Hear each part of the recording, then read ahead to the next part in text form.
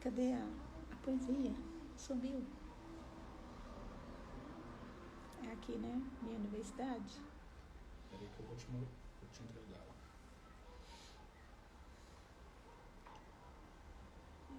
Olha lá. Que transmissão.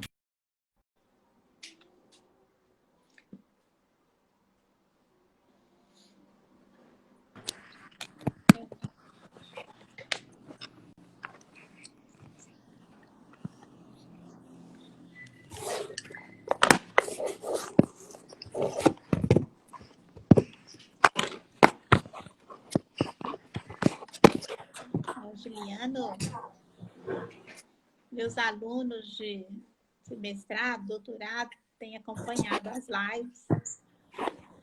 A minha família, aos poucos eles vão entrando. E desde março, eu estou conversando com diferentes professores, diferentes temas, e o seu tema é um tema extremamente instigador, né? Acho que vai despertar bastante as pessoas que conseguirem assistir hoje, né? Um bom dia também. Hoje é um feriado meio que não é feriado, né? O prefeito decretou ponto facultativo e as pessoas estão entrando. Então, Helder, para mim é uma alegria muito grande te receber nessas lives para que a gente possa conversar um pouco. E eu sempre recebo os convidados com uma poesia. Eu acho que você já deve ter visto. Os cachorros do Helder. Ai. Então, aqui de vez em quando é os netos, viu, Helder? Faz parte. Olha, A gente, quando está em casa, os netos entram, falam oi, né? a gente vai ter que conviver com isso, seu Sônia. Porque eu não gosto, eu não prendo os meus cachorros, aí eu fico Não, sem problema. com Sem alguma problema. dificuldade. Sem problema. Então, o poema de hoje, Helder, que eu escolhi para você, chama Minha Universidade. E o autor é Vladimir Mayakovsky, tá? Você conhece, né? E aí, o Juliano também conhece. Eu vou ler para você, porque é um poema muito denso e foi traduzido, né? Então, se tiver alguma palavra que não está correta, vocês me perdoem. Então, Helder, conheceis o francês, sabeis dividir, multiplicar, declinar com perfeição, pois declinai, mas saber por acasos cantar em duetos com os edifícios? Entendeis por acaso a linguagem dos bondes? O pintainho humano mal abandona a casca, atraca-se aos livros e às resmas de caderno. Eu aprendi o alfabeto nos letreiros folheando páginas de estanho e ferro. Os professores tomam a terra e a descamam e descascam para, afinal, ensinar.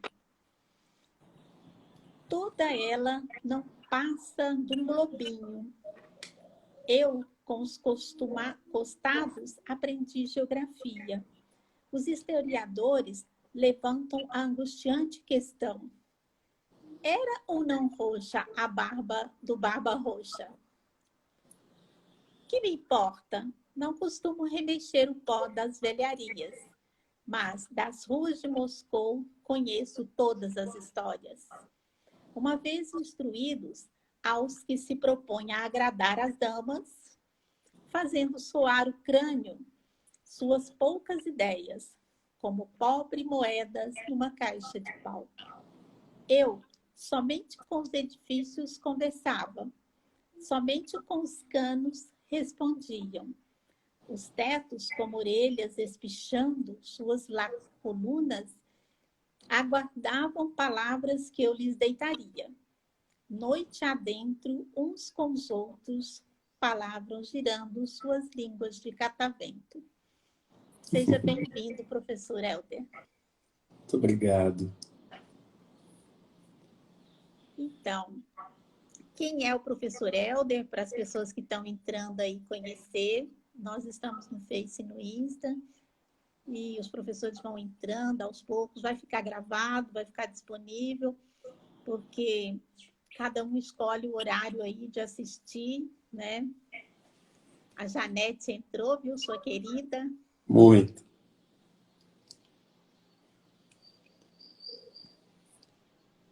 Vamos lá?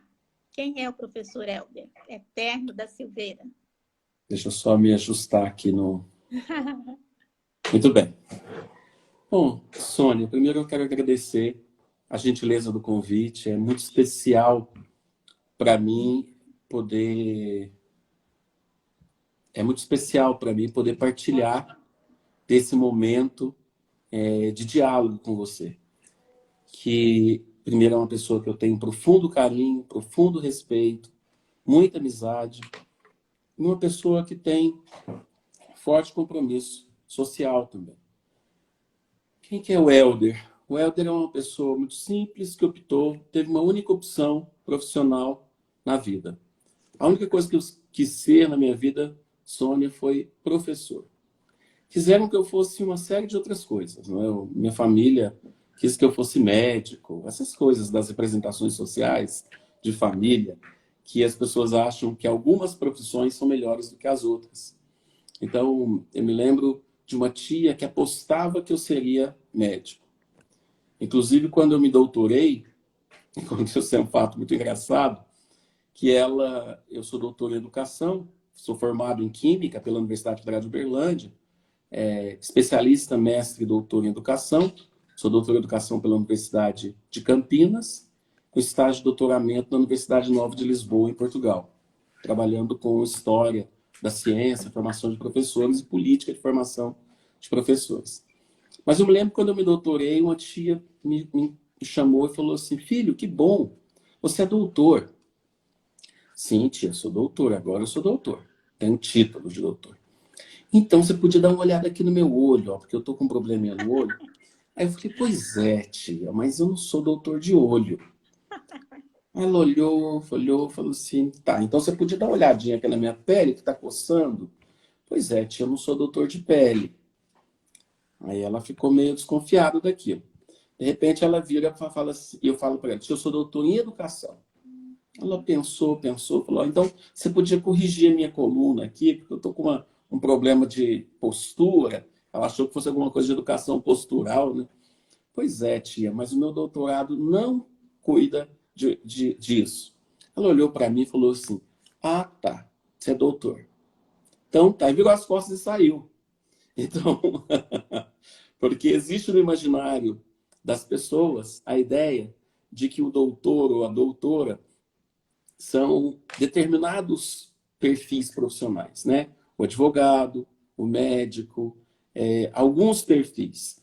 E poucos percebem que a maior parte dos doutores que tem no mundo, não estou falando de Brasil, viu, Sônia? São professores. Sim. Se nós pegarmos aí mais de 80% do quadro de doutores que tem no Brasil e de doutores e doutoras que tem no mundo, esses doutores, essas doutoras estão atuando dentro de universidades, sejam públicas, sejam universidades privadas, mas dentro de universidades. São professores e professoras. Óbvio, a gente pode questionar uma série de elementos da própria formação docente, mas estão no exercício da docência. Então, é só para que o sonho que eu tive em ser professor, e acabei me doutorando, é também o sonho de muitas pessoas que hoje atuam no magistério como doutores. Então, se você fala assim para mim: Helder, se resuma, eu não vou me limitar, mas eu sou o professor naquilo que eu sempre sonhei, naquilo que eu sempre desejei, porque eu não desejei ser outra coisa. Então, quem é o Helder? O Helder é um amante pela educação, professor, atuei na educação básica, pública, fui efetivo no Estado, dando aula de Química e Física na educação pública, aqui em Uberlândia. Fui professor e atuei também na educação básica com orientação de projetos educacionais, e atuei na educação fundamental, na educação básica, ensino médio, na educação básica fundamental. Inclusive, as minhas primeiras turmas foram do ensino fundamental de quinta série, antiga quinta série, né? Hoje é sexto ano. Exatamente. Então, a minha opção profissional foi essa. Eu já atuei em outras coisas, eu trabalhei no café por algum tempo, na plantação de café, quando mais novo, quando criança. Trabalhei em farmácia, vendendo remédio, entregando remédio nas ruas. Antigamente tinha essa figura da pessoa que saía com bicicletinha. Hoje é moto, mas antes era uma bicicleta, eu entregava remédio. Mas, ao final, o meu sonho era a docência e hoje eu concretizo esse sonho, tanto no ensino superior, que não era o meu grande sonho, mas que o meu grande sonho sempre foi na educação básica, mas a vida ela vai nos conduzindo para as diferentes matizes da docência. Então, pude atuar na educação básica, hoje atuo no ensino superior, mas sempre com o pé e com a interface na educação básica, que é o lugar onde eu me sinto bastante confortável, e é um lugar que a gente tem que aprender a respeitar dia a dia e entender que a gente sabe pouco dela, que a gente tem que aprender com ela. Então, este sou eu, Sônia. Professor, tanto quanto você, professora, mas professor, eu me identifico assim, gosto de ser professor. Às vezes, se alguém me chama de doutor na rua, me causa estranhamento, muito, mas se não me chamam de professor, também me causa estranhamento. Eu prefiro ser chamado de professor do que de doutor. Às vezes falo doutor Helder, eu acho que não é comigo. Mas quando fala Helder e não coloca o professor na frente, aí eu também acho um pouco estranho, porque é assim que eu me defino. Que legal. Quando alguém pergunta, né, o nosso nome, quando a gente escolhe a profissão de professor, na frente do nosso nome, já vem, quem é você? Professora Sônia Santos. Quem é você? Professor Helder Eterno.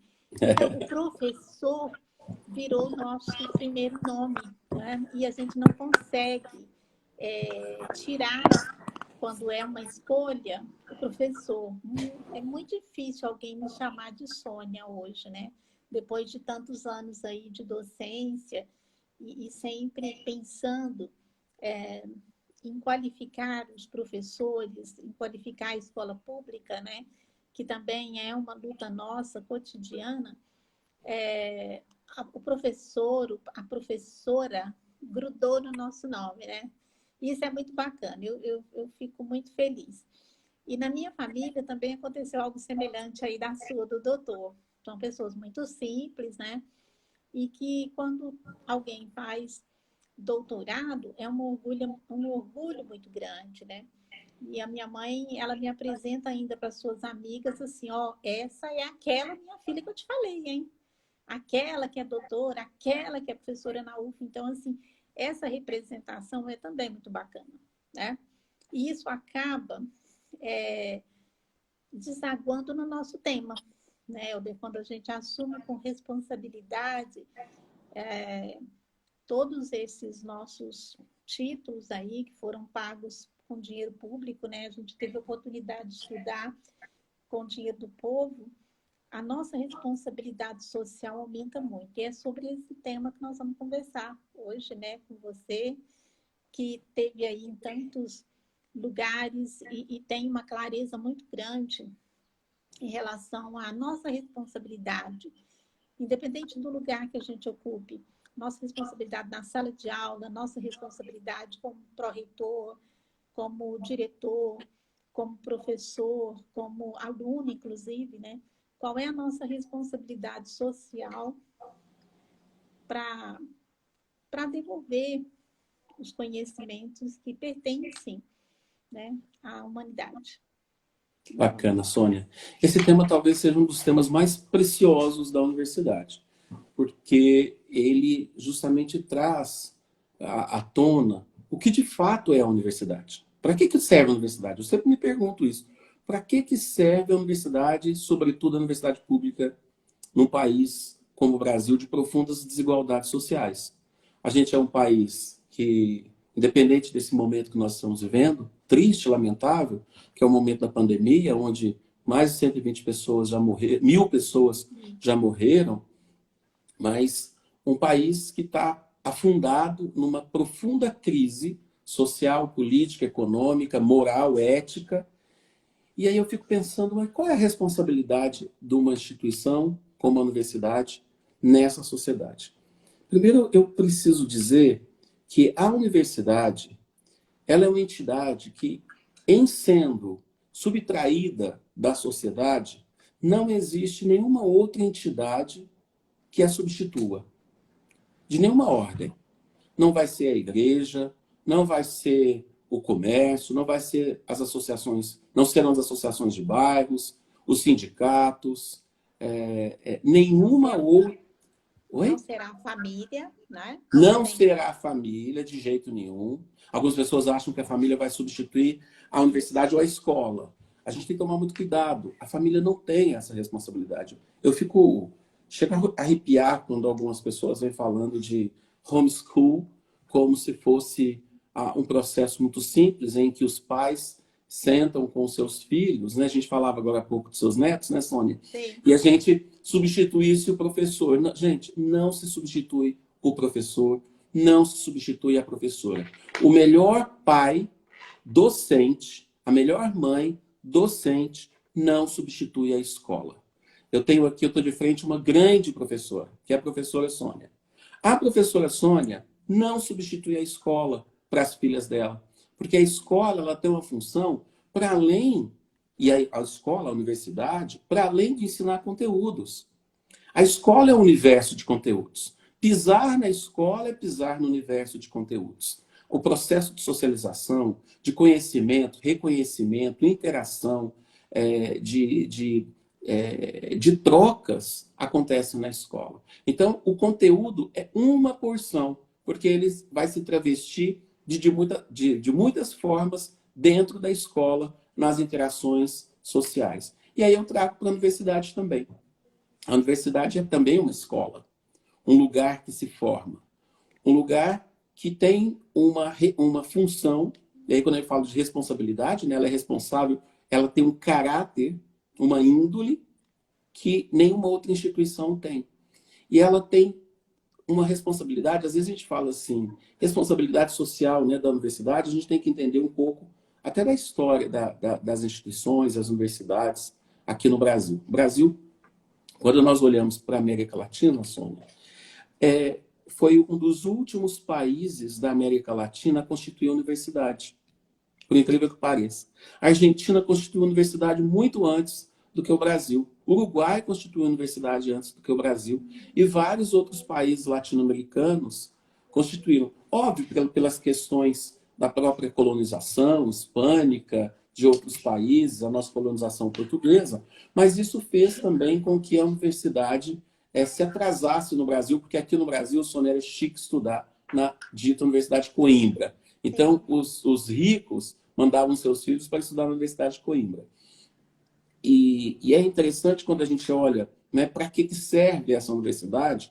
Quando, no final do século XIX, o mundo se vê em meio a um processo de crise muito grande, a divisão da África, a crise que vai se instalar na Europa, todo esse processo que vai acontecendo, mostrou que o mundo estava profundamente dependente do conhecimento que era produzido na Europa. Estou falando do Ocidente, né? E vou me resumir ao Ocidente. As relações do Oriente eram muito frágeis, né? Sobretudo dos países da América Latina.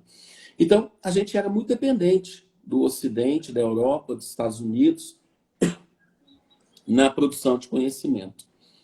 Era necessário se rever aquilo que se fazia em países como Brasil, Argentina, Uruguai, Chile, Peru, Equador, do ponto de vista tanto do seu processo de industrialização quanto do seu processo de produção de conhecimento. Isso acontece na virada do século XIX para o XX, no momento em que o mundo vivia uma Primeira Guerra Mundial e vivia uma pandemia também, a semelhança do que nós vivemos hoje. Uma pandemia que lá atrás marca o novo. As pessoas têm dito que a gente, com essa pandemia, Sônia, está vivendo um novo normal. Ou que as tecnologias fazem parte do novo normal. Não é verdade, na minha leitura. O novo normal, ela se dá na pandemia do século XX, não nessa. As tecnologias, elas já estão presentes. A discussão sobre tecnologias, ela é antiga, ela não é nova. Então, o que nós vemos hoje é a necessidade que, de fato, o que é essa pedagogia, né, como o Boaventura vem falando, pedagogia do vírus, ela só vai jogar na nossa cara que nós não conseguimos fazer aquilo que, por muito tempo, se vem discutindo nas universidades, se vem discutindo nas pesquisas educacionais, que é ter uma escola que inclui a todas as pessoas e uma escola que consiga levar tecnologia também para todas as pessoas. E aí, quando a gente se volta para dentro da universidade, do início do século, esse movimento de vivemos uma tensão mundial, somos dependentes de conhecimentos produzidos em grandes centros. Vivemos um momento de crise em que é necessário se produzir conhecimento também aqui na nossa esfera, né? Nessa esfera nacional. A universidade ela surge aqui no Brasil como uma possibilidade interessante e importante. Então, quando ao desenrolar aí do século XX, nós falamos de qual é o caráter, qual é a responsabilidade da universidade, nós estamos falando exatamente do qual é a função que essa universidade tem. E essa universidade ela tem 3 funções fundamentais, que no início do século XX não se tinha essa compreensão, que é, de um lado, a primeira grande responsabilidade é formar pessoas. E uma formação, Sônia, que pudesse ser descolada da formação religiosa. Eu até digo que essa foi a primeira grande ruptura epistemológica da universidade. Num segundo momento, já no meados do século XX, esse horário aqui nos cachorros ficam. Porque passam os outros cachorros e ficam brincando. Mas me desculpem, gente. Não, isso é dias do nosso dia a dia. Em meados do século passado, nós vivemos um momento em que era necessário ressignificar o conhecimento que nós produzimos. A universidade ela não pode ser só um lugar que forma pessoas descoladas de um conhecimento que se produz. E na década de 50 se criam fundações importantes como CAPES, CNPq aqui no Brasil, e isso vai trazendo elementos para dentro da universidade, responsabilidades para dentro da universidade, que era de formar pessoas atreladas a um conhecimento que se produz. Precisamos também produzir conhecimento. Mas não pode ser qualquer conhecimento.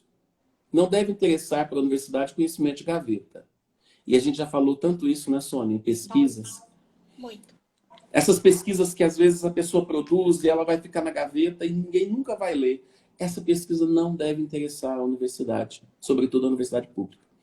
E não ter... A ideia, mais para frente, acho que dá para a gente conversar um pouquinho, sobre a ideia de uso da escola pública sem retorno, né? Exatamente. E essa sensação, nós estamos falando de responsabilidade social, isso tem que estar incluído dentro das nossas pesquisas, é um dever da universidade. E essa luta nossa na extensão, para que a universidade consiga enxergar isso, né? Quando algumas pessoas, Helder, falam que a universidade é uma ilha, isso me deixa profundamente triste, porque há 30 anos eu fiquei aí tentando aproximar a universidade da escola pública e fazendo um trabalho pesadíssimo, dia e noite. Então, assim, é muito difícil, né, entender ou aceitar quando as pessoas falam que a UFO é uma ilha. Mas isso é interessante que, por um tempo, não a UFO em si, mas a universidade, mundo afora, foi uma ilha. Sim, sim. Quando a gente olha a universidade, por exemplo, da Idade Média, do início, as primeiras universidades, a Universidade de Bolonha, por exemplo, ela era um lugar em que as pessoas iam para dentro dela, geralmente eram ligadas a mosteiros, e é uma formação mais teológica, filosófica, as pessoas que iam para dentro dela e o conhecimento que estava ali dentro era estritamente para aquelas pessoas. Se alguém, você já deve ter assistido o Nome da Rosa, que é um filme belíssimo, o conhecimento era algo proibido. Era pecaminoso ter acesso ao conhecimento.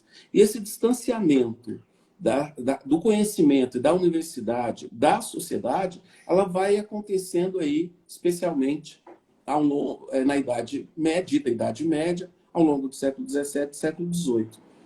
Em meados do século XVIII, século XIX, a universidade precisou se abrir, e principalmente a Universidade Europeia, porque ela precisava de financiamento, que também é um momento em que há uma ruptura com os marcos e com os padrões religiosos, com a igreja. Então, a universidade precisava se sustentar a partir do fomento de grandes famílias.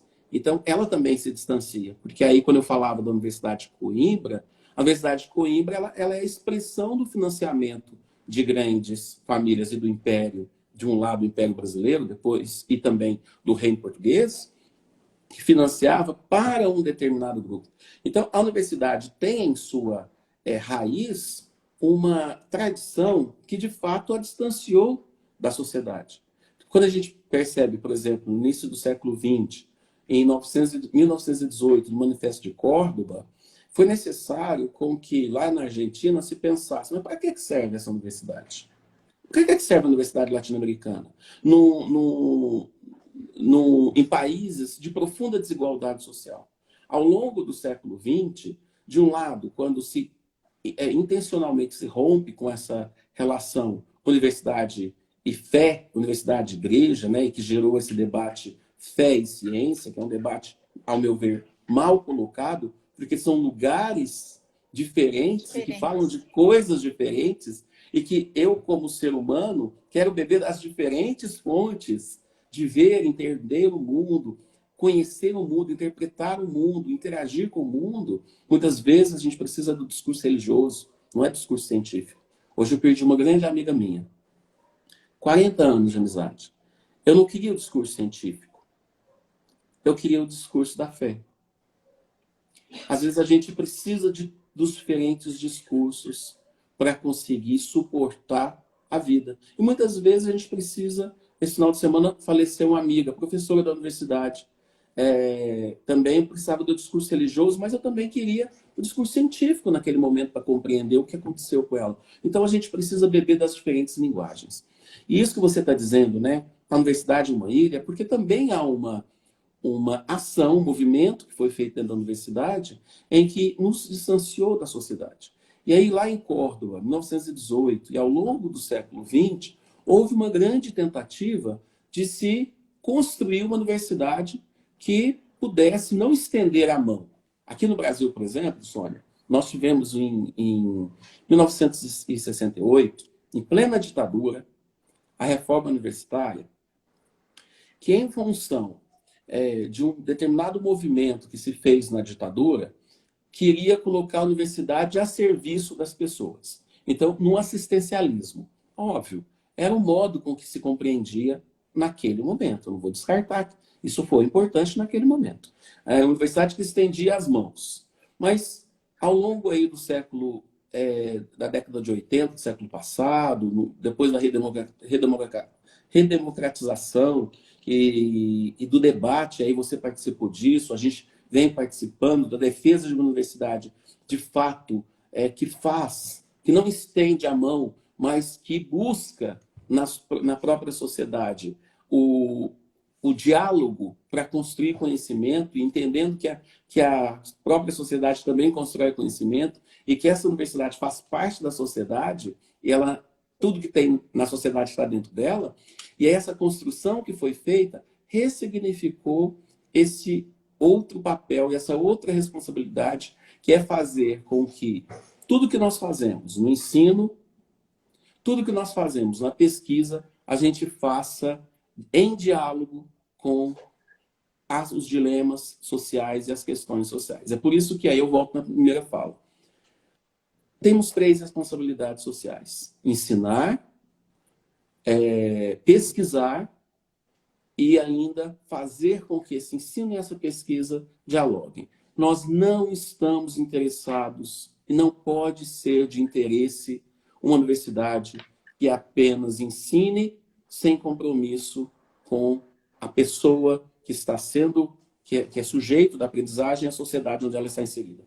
Não deve ser interessante para a sociedade que a gente produza um conhecimento que vai para a gaveta e que serve só para a gente ter um título e para aumentar o salário aqui e acolá, como também não deve ser interesse da universidade produzir uma extensão que vise ser um ponto de assistencialismo da universidade, uma função social da universidade gratuita, como se a gente soubesse alguma coisa. E aí o seu trabalho, para mim, é um trabalho muito simbólico e forte, porque quantas e quantas vezes você, como professora, ex-professora do Estado, do município e professora da universidade, você sabe as agruras, e viveu as agruras de ter tentado fazer pesquisa com compromisso social.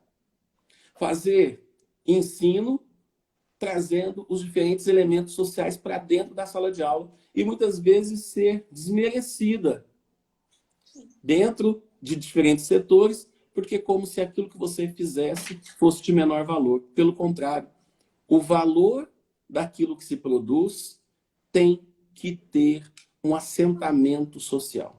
Caso contrário, a nossa pesquisa, o nosso ensino, a nossa extensão, pouco ou nada tem significado para as universidades, para aquilo que a gente compreende que é a responsabilidade da universidade. Sim, durante muito tempo eu fui rotulada de cuidar de coisas menores, né? Fui chamada atenção em diferentes espaços que eu teria potencial para ser uma grande pesquisadora, uma pesquisadora de ponta, e que o social não me daria retorno, que eu ficaria muito conhecida, mas não teria o reconhecimento científico nas universidades nacionalmente e internacionalmente, como a gente tem visto aí, os pesquisadores de laboratório têm uma ascensão, uma visibilidade, né, muito grande. Mas eu sou muito feliz do que eu fiz, das responsabilidades que eu assumi, dos grupos que eu consegui, do legado que eu deixei com os meus alunos, né? Dos lugares que os meus ex-alunos ocupam hoje, me alegra muito. Toda essa luta em função da escola pública, gratuita, em função de defender professores e formação de professores. Então, não me arrependo de jeito nenhum de ser rotulada, às vezes, aí, de petista, comunista, todos susistas, porque eu vigio o recurso público, né? Porque eu não deixo gastar dinheiro que não foi devidamente executado. Então, assim, há muitos anos eu faço esse papel de cidadã, né, que é um papel de fiscalizar o recurso público, porque eu tenho consciência como é difícil pagar os impostos e eu tenho consciência da responsabilidade das escolas públicas, da universidade, do Estado, da federação. Então, assim, eu acho que o que falta, Helder, é um pouco de responsabilidade coletiva ou de entendimento coletivo, né? Isso não pode ficar nos indivíduos, não pode ficar no Helder, não pode ficar na Sônia, não pode ficar no nosso grupo. Para mim, essa coisa tem que ser ampliada, sabe? A gente tinha que ser... E quando eu falar ou que você falar, que tivesse eco. Esse é meu grande sonho, sabe? Essa coisa do eco. Porque eu achei, Helder, que quando eu aposentasse, eu ia me aquietar. E eu aposentei meu coração... Eu te falei que você não ia aquietar, Sônia. Então, meu coração não se aquietou, minha cabeça também não. Eu sou sempre chamada a vivenciar outras responsabilidades, né? Andar por caminhos que eu nunca andei. E é muito desafiador, porque eu não vou fazer nada diferente, né? Eu vou continuar fazendo coisas extremamente éticas, extremamente dentro de um conceito de moral, onde concebemos coletivamente, defendendo igualdade, defendendo gênero, as defesas são as mesmas que a gente foi construindo. Então, isso me alegra muito. E me alegra também ter uma cabeça ainda pensante, né? Capaz de dar conta dessa responsabilidade social em diferentes lugares públicos, em diferentes reflexões. Então, assim, eu estou muito feliz com essa nossa conversa e assim, fico pensando que outras possibilidades nós teríamos, né? Por exemplo, de conquistar os professores da rede pública para que eles pudessem entender e se apaixonar por essa universidade que é deles, né? Lembra de uma campanha que os nossos alunos fizeram nas redes sociais? Eu estou na universidade, essa universidade é minha. Gente que nunca tinha colocado os pés na universidade pública, das cidades vizinhas nossas, quando vieram fazer curso de especialização, eles escreveram nas suas redes sociais: estou na UFO, né? Eu sentei numa cadeira na UFO, e a gente achava que isso era uma bobagem, né? E não é. Isso é muito, muito importante para os professores de modo geral, não só de Uberlândia, mas de toda a nossa região, que tem responsabilidade na formação desses seres humanos. Ô, Sônia, isso que você está dizendo, eu sempre digo, e eu concordo plenamente com você, eu sempre digo que o Brasil, ou o mundo hoje, ele não está vivendo uma crise na educação, como não está vivendo uma crise na saúde, como não está vivendo uma crise na política ou na economia. A nossa maior crise, que é vivida hoje, e talvez seja a única crise, é uma crise da nossa percepção humana. Quando o humano ela deixa de ter o valor que ele tem para as pessoas, para a sociedade, quando você fala do coletivo, isso para mim tem uma inclinação muito forte, as políticas de saúde acabam não sendo voltadas para as pessoas. A política educacional, e aí se aceita pessoas morrendo em filas. Isso é inaceitável. Como é inaceitável, hoje eu estava escrevendo um documento sobre educação infantil e fiz um estudo sobre o censo de 2019, e o censo mostrava que boa parte das escolas no Brasil não tem, mais de 50% não tem biblioteca e sala de leituras, brinquedoteca, quadras, ou até mesmo banheiro, Sônia. Banheiro dentro da escola. Tem uma porcentagem de pessoas, de escolas que não tem banheiro. É inaceitável uma escola construída sem as condições mínimas. Aí eu fico pensando, a crise é na educação ou é uma crise humanitária? Uma crise que faz com que o ser humano saia do centro por outros interesses. Porque, de fato, o que estamos vivendo é uma crise do coletivo. É uma crise social em que a gente não consegue se olhar e se reconhecer na nossa humanidade. Porque se a gente fizesse isso, a escola ela só seria construída nas condições necessárias de atender a população. A saúde os hospitais só seriam construídos na medida que ela de fato conseguisse olhar para as pessoas. Aí as pessoas não morreriam em filas de hospitais, porque seria inadmissível as pessoas passarem por isso. Então, vivemos uma grande crise humanitária de reconhecimento de nós mesmos. E quando a gente olha para dentro da universidade, isso não é diferente. Vivemos momentos de extremos. Extremo de um lado, extremo do outro lado, né? A gente, da política, a gente está vivendo grandes extremos, coisas horrorosas, de fake news, de mentiras, de submeter as pessoas a determinadas situações vexatórias e que diminuem a capacidade da pessoa, tentando diminuir a capacidade da pessoa ser. E quando a gente olha para dentro da universidade, essa crise, a universidade também como um extrato social, essa crise está ali presente. Quando um docente, uma docente, organiza um plano de ensino cujos conteúdos não têm relação com os dilemas sociais, não têm relação com a problemática social, não tem relação com o mundo do trabalho, não tem relação no campo das licenciaturas, com a escola, não tem relação com a saúde pública, não tem relação com a arquitetura social, o que estamos reafirmando é a falta do nosso compromisso social. E a universidade não serve para isso. A universidade, se ela não tiver um assento forte no seu processo de interação social, ela pouco vale. Do mesmo jeito, eu posso pensar quando a gente produz conhecimento.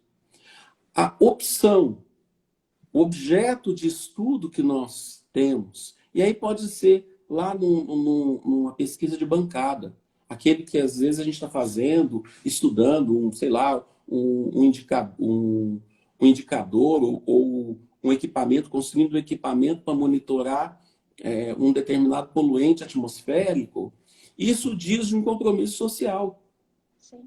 Às vezes a gente acha que, para eu desenvolver compromisso social, eu preciso necessariamente estar lá dentro, junto com os movimentos sociais. Também, isso também, mas não somente. Então, todas as áreas do conhecimento têm que optar por recortes de pesquisa que, de fato, na sua sequência, tenham um espraiamento, uma implicação de benefício social. E é disso que a gente está falando. Do mesmo jeito, a extensão, ela está posta para que as pessoas dialoguem, troquem conhecimentos. Não para que a gente venha aculturar, matar a cultura da sociedade, mas para que a gente dê uma outra possibilidade e para que as pessoas ampliem aquilo que Bourdieu, né, um sociólogo francês, fala, ampliem seu capital cultural, amplie a sua visão de mundo, amplie a sua representação de mundo, amplie os seus modos de interagir, de lutar pela sua própria dignidade. Então, a universidade ela tem essa função. E outros elementos que também são importantes. Quando a universidade ela fala assim, é necessário cotas para pós-graduação, cotas étnico-raciais. Isso diz da responsabilidade social. E não está lá no ensino, nem na pesquisa, nem na extensão. Mas isso está naquilo que a universidade consegue dar de passos efetivos em direção à sociedade que financia. Se nós temos uma sociedade de matriz africana, pretos, pardos, indígenas, e esses pretos, pardos, indígenas não estão na universidade, e se a universidade não faz nada, ela falha na sua responsabilidade social. É responsabilidade social quando a universidade traz para dentro dela, Sônia, a discussão sobre a valorização da mulher. Sim. Cadê a mulher? Onde ela está dentro da universidade? Como ela está representada? Qual é o papel dela? É um papel menor? Porque a sociedade, ela historicamente, culturalmente, ela desvalorizou a mulher. A universidade, na sua responsabilidade social, não pode fazer o mesmo. Ela tem que lutar contra a violência que é exercida contra as mulheres, não só dentro dos seus muros, mas na produção de conhecimento, no enfrentamento, com relação às suas alunas, com relação à capacidade ou à possibilidade de criar mecanismos de acessibilidade dentro da própria universidade. Isso diz da responsabilidade social. Na formação da população a partir de conhecimentos que são aqui gerados. Tudo isso diz da responsabilidade social da universidade.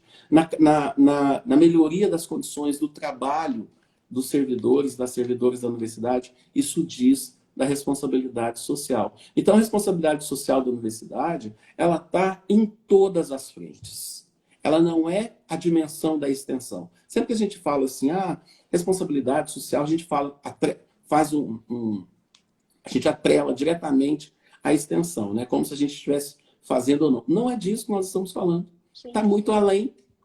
Está na essência do que é a própria universidade. A valorização das pessoas, criar mecanismos para que a sociedade passe pela universidade, não só os que são estudantes, mas a nossa sociedade. E aí sim, os projetos de extensão e as ações de extensão têm uma grande função nisso, porque elas são responsáveis por abrir essas portas da universidade. E agora, na reformulação dos projetos pedagógicos, Sônia, em que nós temos que fazer, e aquilo que você fazia, que muitas vezes lá atrás as pessoas, olha, isso é de menor valor, hoje está todo mundo correndo atrás de falar como que eu, professora, professor, posso pegar aquilo que eu faço dentro de sala de aula e transformar em uma grande ação de extensão.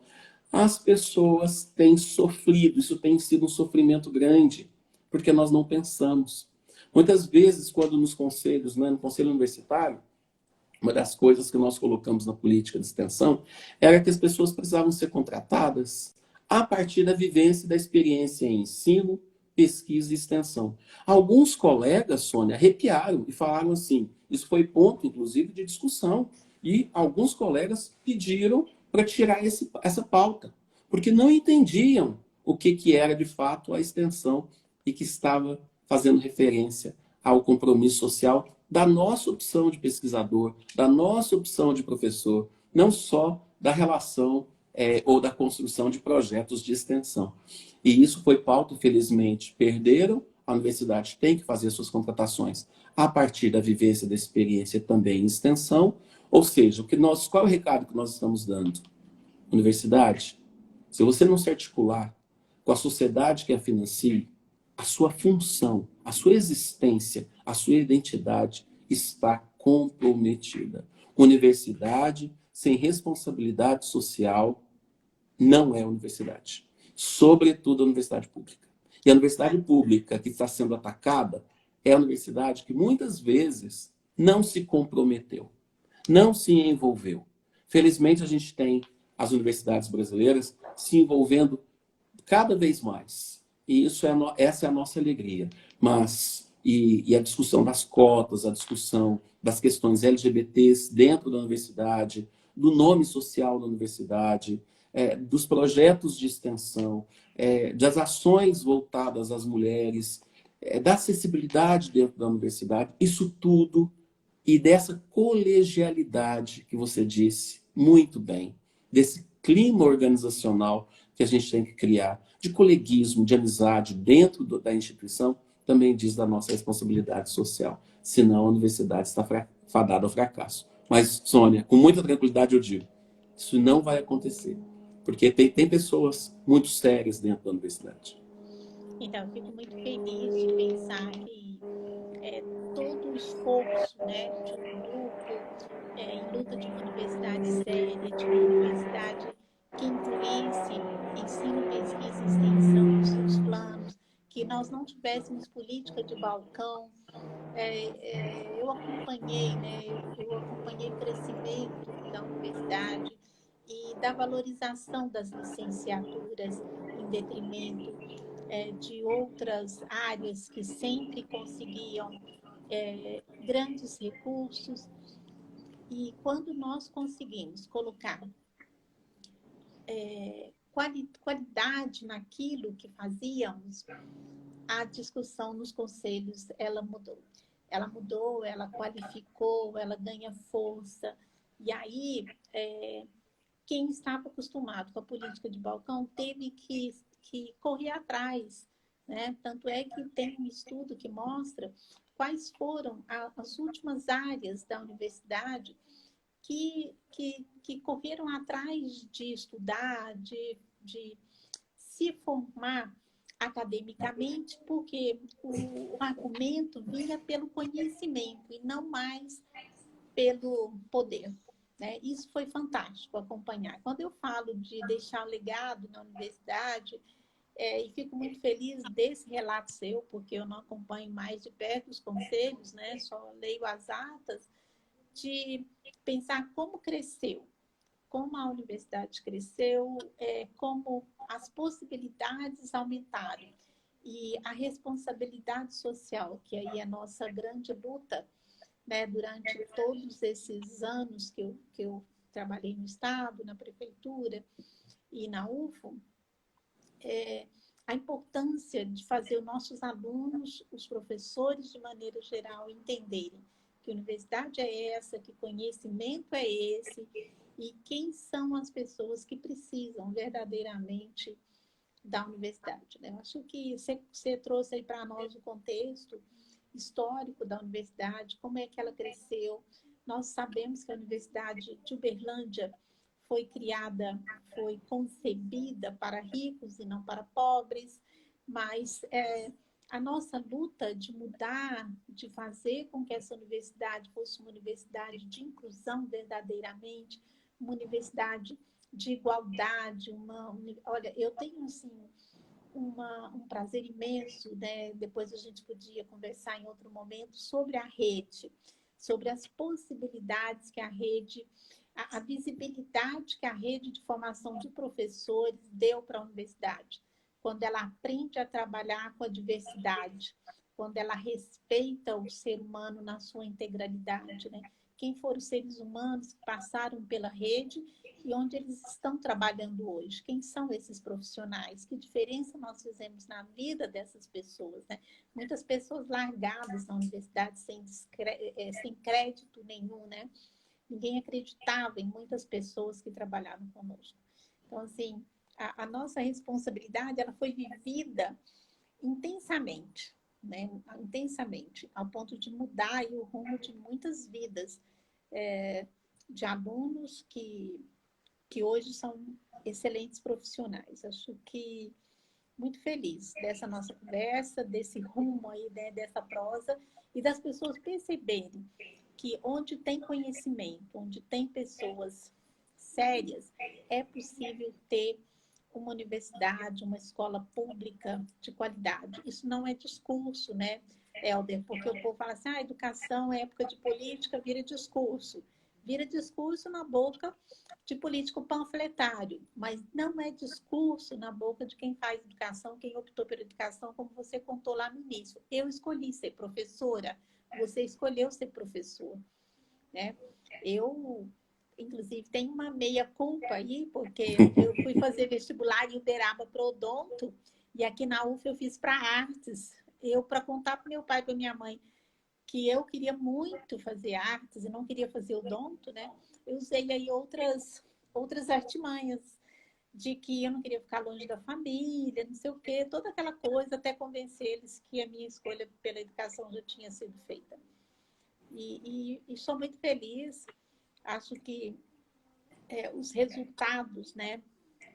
Nós temos outros professores na universidade, na prefeitura e no estado, com muita qualidade, que passaram pela universidade. Isso é muito bacana, né? Eu acho que nós temos aí, eu, você e tantos outros professores aí, isso não se faz sozinho, né, Helder? A gente sabe Não. disso, que quando a gente fala desse processo todo que você narrou aí, em relação às conquistas que os conselhos fizeram, foram muitas lutas coletivas, não são lutas individuais.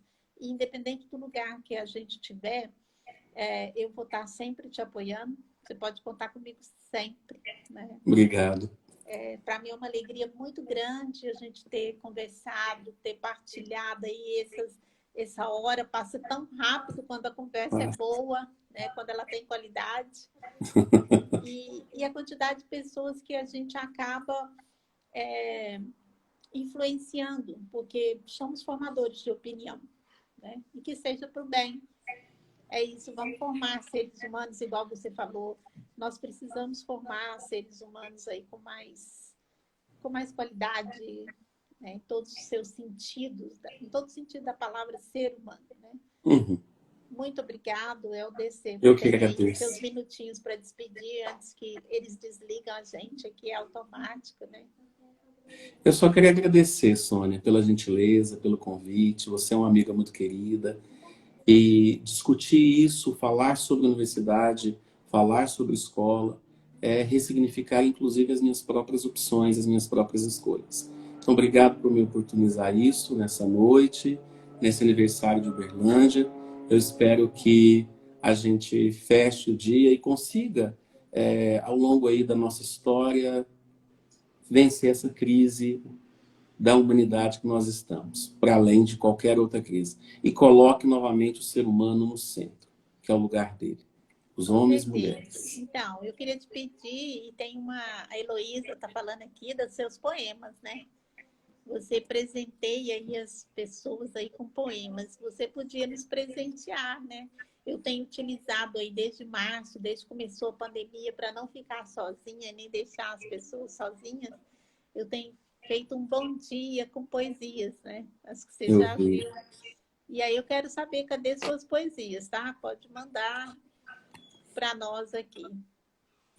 Olha, eu quero dizer que a minha maior poesia foi a minha e é a minha escolha diária pela humanidade. E eu quero fechar com isso, que talvez o que me causa encantamento, e diariamente eu tenho sido encantado pela escolha que fiz por ser professor, por atuar na docência, porque isso me faz uma pessoa melhor, me faz uma pessoa que se reinventa dia após dia. Então, eu fecho com essa poesia que é minha própria história. E é a história daquilo que eu posso oferecer. Muito obrigado, um abraço muito grande. Beijo para vocês e até Beijo, segunda-feira, Sônia. tá? Segunda-feira temos uma live bacana também com uma mulher negra, que mil experiências, professora. E temos durante a semana uma programação intensa aí, hashtag professora Sônia. E aí eu conto com vocês na construção de pautas que possam qualificar nosso debate. Beijo e até. Obrigado, Obrigado, Elza. Sônia.